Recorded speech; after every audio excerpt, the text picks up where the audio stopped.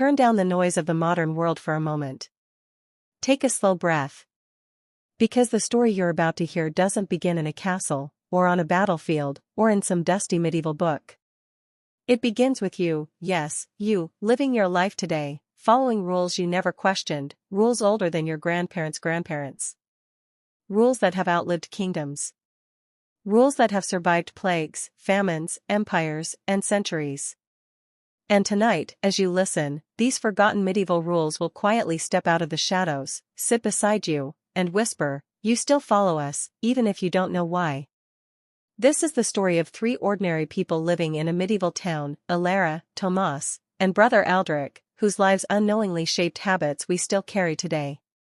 Their fears, their routines, their small hopes, they didn't vanish. They simply became part of us. And by the end of this tale, you might just look at your own daily rituals, the way you knock on wood, the way you avoid walking under something hanging above you, the way you pause before speaking ill of someone, and realize, you're not as modern as you think. Let's begin. Auriga was the town's quiet candlemaker, the kind of woman whose face carried a soft sadness behind every polite smile. She lived above her tiny workshop, where the smell of beeswax clung to her clothes like a second skin. She wasn't old, but grief sat in her heart like a stone sunk deep in a river. Years earlier, she had lost her younger sister to a sudden winter fever, a sickness that stole breath without warning. Since then, Auriga lived with a ritual. Before she left home, she touched the wooden beam above her door, a simple knock for luck. She never questioned it. It was just something her mother taught her. Something everyone did. Thomas, meanwhile, was the town's builder, a tall young man with calloused hands and a gentle voice. He carried a quiet guilt. Weeks earlier, a wooden beam from a construction frame had slipped and nearly crushed an apprentice. No one was hurt, but Thomas had begun avoiding walking under anything elevated, ladders, scaffolds, even archways undergoing repair. People laughed at him. But he couldn't explain the cold feeling in his chest whenever a shadow hovered above him. And then there was Brother Aldrich, a monk who kept the town's small library, the library was generous. It was a single room stacked with scrolls and half-broken books. Aldrich was soft-spoken, but he carried a heavy secret, a past mistake he believed God would never forgive. So, each day at dawn and sunset, he lit a candle for those he had failed. Not because someone told him to, but because repetition made him feel less alone. These three, each quietly hurting, quietly moving through life, had no idea their lives would weave together into a story that would echo through centuries. The morning our story truly begins, a thick fog covered the valley. It was the kind of fog that made familiar roads look foreign, the kind that made the world feel paused. Auriga stepped out of her home, touching the wooden beam above the door with her fingertips. She whispered, for her, the way she always did. She hadn't said her sister's name in years. As she walked through the fog toward the market, she found the town square unusually silent. People huddled in small groups. Faces tense. Whispers sharp. Something had happened. At the center of the square, Thomas stood with a bowed head as the town magistrate spoke harshly at him. A heavy cart had tipped over near the well at dawn. Not because of Thomas's construction, but because of a cracked wheel. Still, people blamed him. "Your carelessness could have killed someone," a villager yelled. "We need safer streets, not your sloppy work," another shouted. Thomas didn't argue. He simply carried their anger like a burden. He believed he deserved it. Auriga watched him, her heart tightening. She had known Thomas since childhood. He was gentle, almost to a fault. He never fought back, never defended himself. And she didn't know why she stepped forward, but something in her, perhaps the memory of watching someone she loved slip away while no one listened, made her speak. "That will cracked from age," Auriga said softly. "Not his hands." For a moment, no one spoke. The fog seemed to hold the town in place. Then someone grumbled, "Mind your business, girl." But Brother Aldrich, who had been quietly observing, stepped forward too. "Auriga is right," he said. "Blame should not fall where truth does not lead." The crowd, confused by the monk's gentle firmness, slowly dispersed. Tomas looked up at Alara, his eyes full of gratitude he didn't know how to express. "You didn't have to do that," he murmured.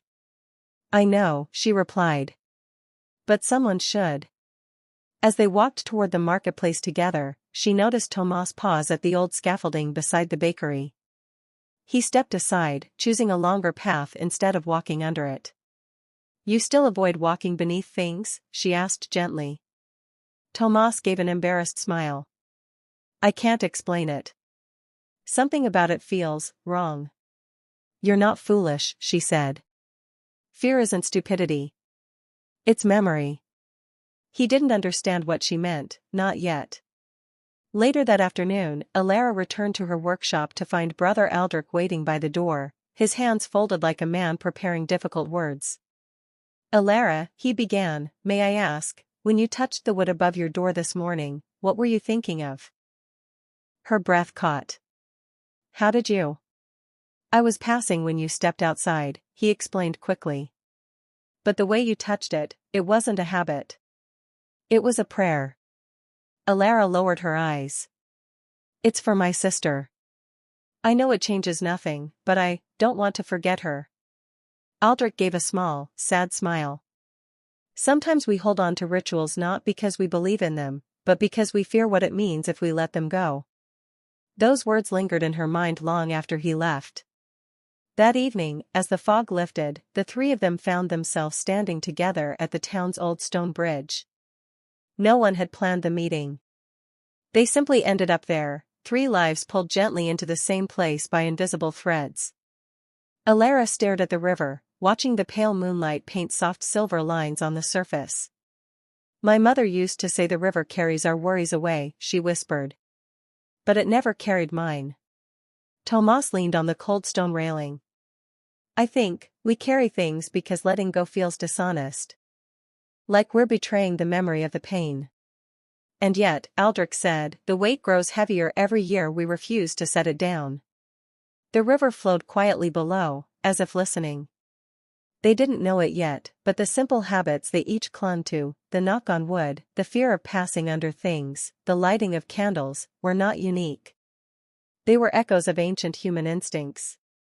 Echoes that would survive long after medieval towns disappeared. Because grief, fear, hope, these things never die. They only change shape.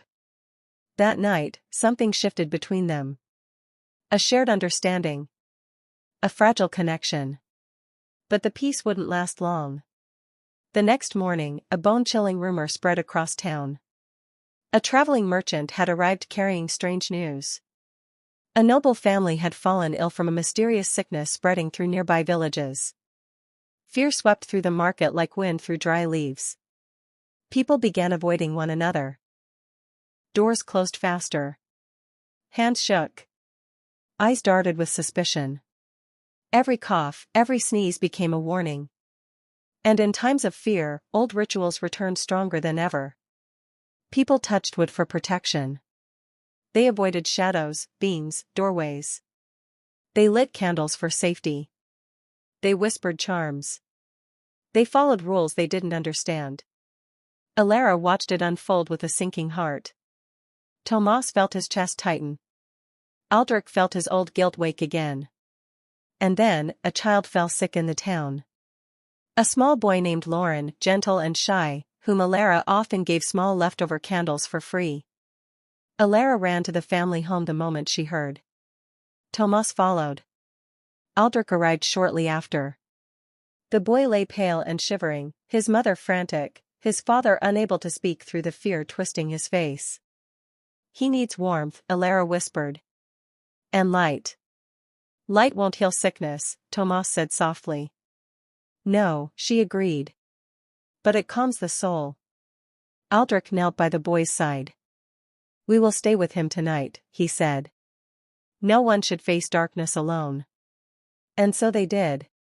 The night stretched long and heavy. The boy's fever rose, fell, rose again. At one point, the mother whispered, "Please, knock on wood. My mother used to say it keeps the spirits away." Alara touched the wooden bedframe. Tomas followed. Aldrich hesitated, then placed his hand on the wood too.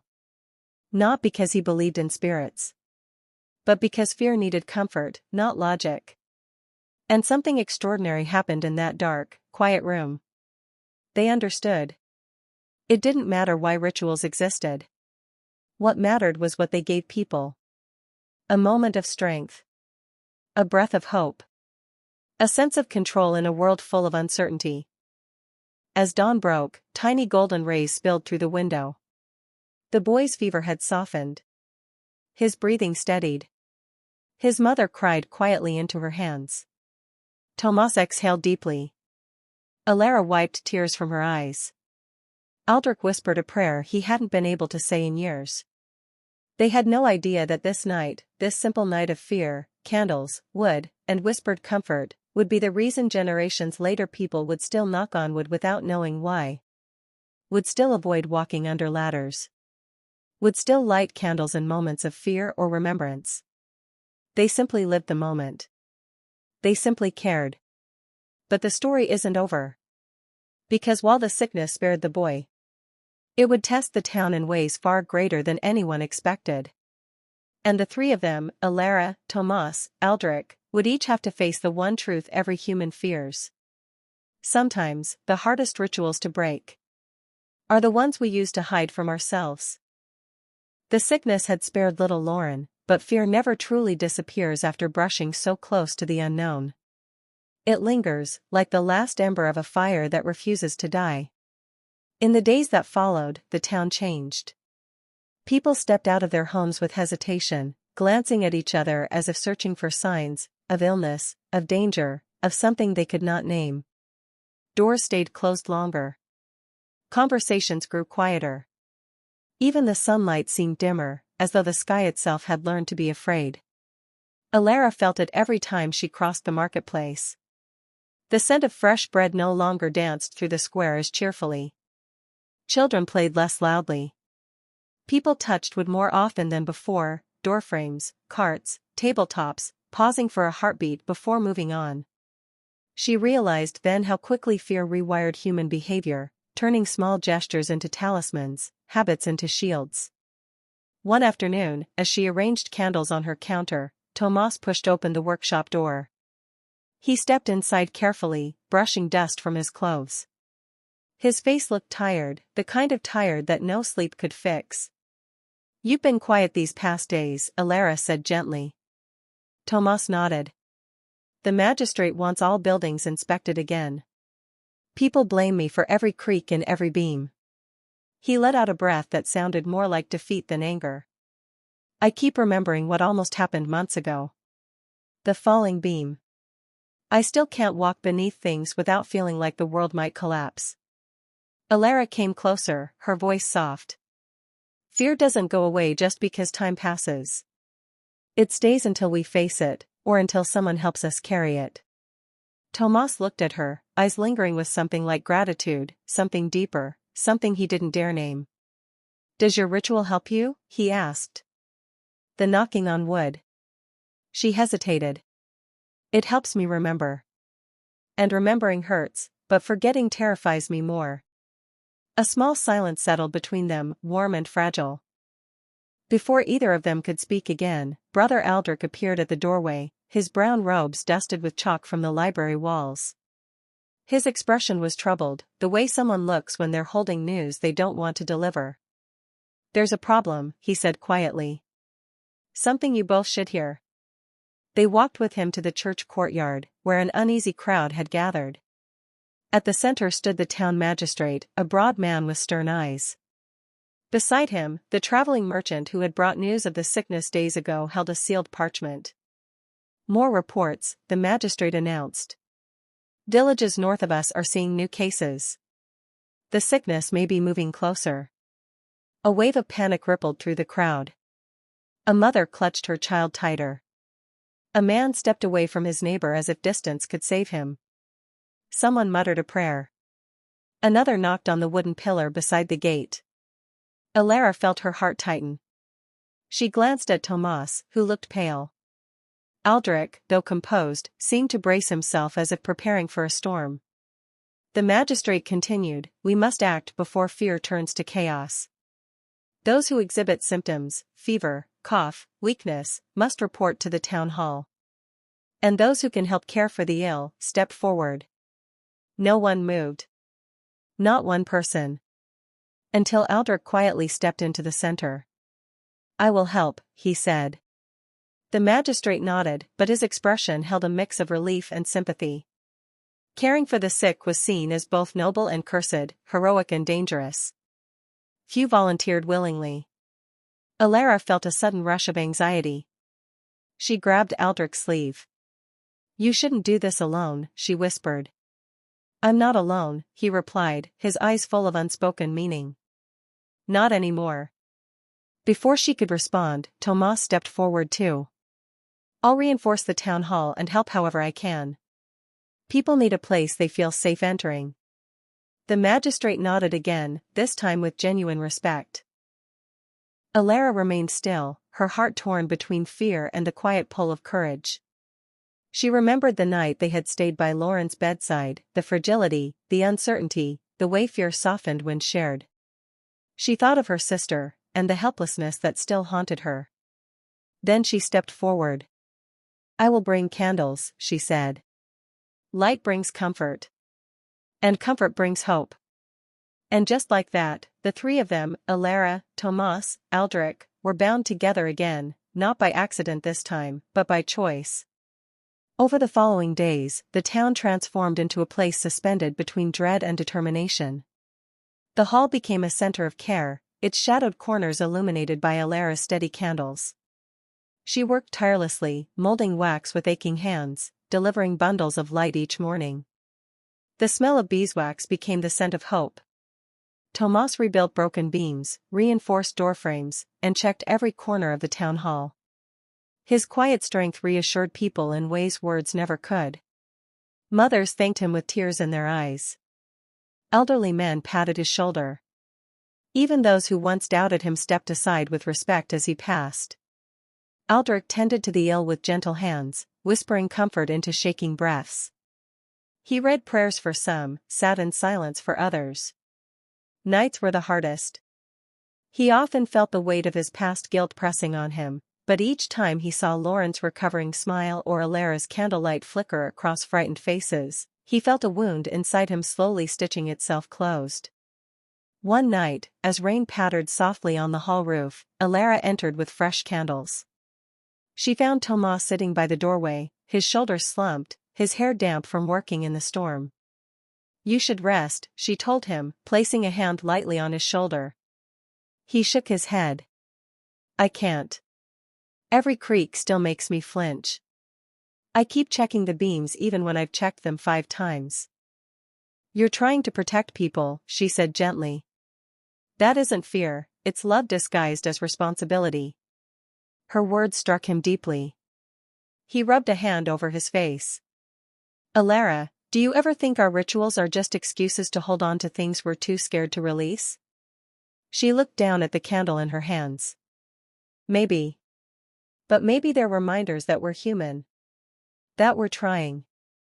Tomas swallowed, emotion rising in his throat. I wish I could be brave like you. She smiled softly. Tomas, you are brave.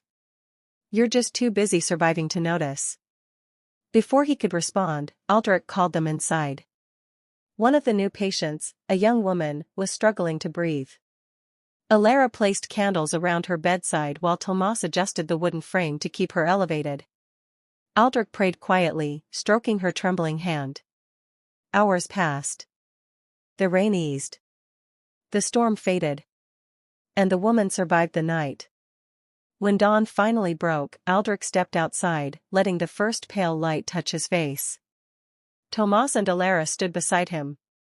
A tired but gentle silence wrapped around them. This fear, Aldrich said softly, it will pass. But the kindness we've given each other, that will remain longer than any sickness. Tomas nodded, his eyes fixed on the rising sun. Why do you think people hold on to rituals? He asked. Aldrich smiled faintly. Because rituals remind us that we are not powerless. That even the smallest gesture, a knock, a candle, a choice not to walk under danger, can make the world feel safer. Alara sighed gently. We think we follow these rules for no reason. But maybe, the reason is simply that we need them. Days turned into weeks. More people recovered. Fewer new cases appeared. The town slowly exhaled the fear it had been holding. Doors opened earlier. Children laughed a little louder. The market found its colors again. And one crisp morning, the magistrate gathered everyone in the square. The sickness has passed, he announced. Thanks to those who worked, prayed, and cared for each other, our town stands together once more. People cheered. Some cried. Some silently touched the wooden posts beside them. Alara looked at Tomas and Aldrich, feeling her heart swell with a quiet pride she hadn't felt in years. But something else happened that morning, something simple, something invisible, yet something that would ripple through generations. A young girl sat on the edge of the fountain, watching her mother knock on the wooden rim before lifting her toddler brother into her arms. A boy tugged at his father's sleeve, asking why they shouldn't walk beneath the raised bridge support. An elderly woman lit a candle at the church entrance, whispering thanks beneath her breath. These small gestures had been shaped by fear, yes. But also by love, by memory, by human instinct. And centuries later, long after the town changed, long after its people became nothing more than names and forgotten records, these gestures would survive. People would still touch wood without knowing they were echoing Alara's grief and hope. They would still avoid passing beneath hanging things, carrying Tomas's old fear of falling beams. They would still light candles in moments of worry, continuing Eldrick's quiet devotion. Rules we think we follow for no reason are often the echoes of hearts that once tried their best to survive. As the sun warmed the town square, Alara reached for Tomas's hand, not out of fear, but out of gratitude. He squeezed it gently, the shadow of his past worries fading in the light. Aldrich stood beside them, the weight he'd carried for years finally lifting. Life would move on. They would grow older. They would laugh again, love again, heal again. But the rituals would remain, soft reminders of the past. And maybe, that was enough.